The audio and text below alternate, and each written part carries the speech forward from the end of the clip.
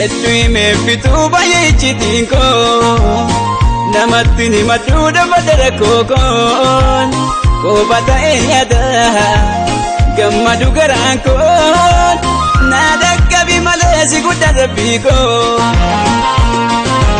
Hedduu meeffituu baay'ee icciitiin koo namatti ni madduudha badara kookoon kooba ta'ee yaada gammadu garaan koon na dhaqqabi malee si guddaa rabbii koo.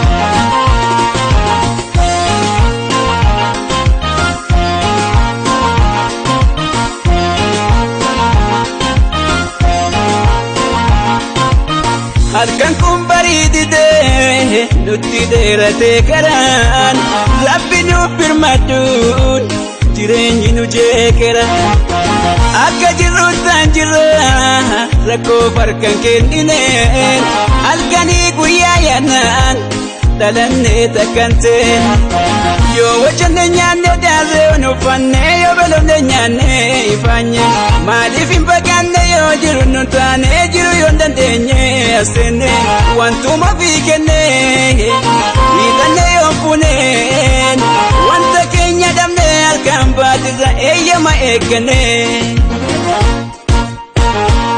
Gammadeen boqotu keessi koon rafeeraan galfatu cinaachi koon qormaata baay'isa jireenyi koon narraa buusi yaa rabbii ko. Gammadeen boqotu keessi koon rafeeraan galfatu cinaachi koon qormaata baay'isa jireenyi koon narraa buusi yaa rabbii ko.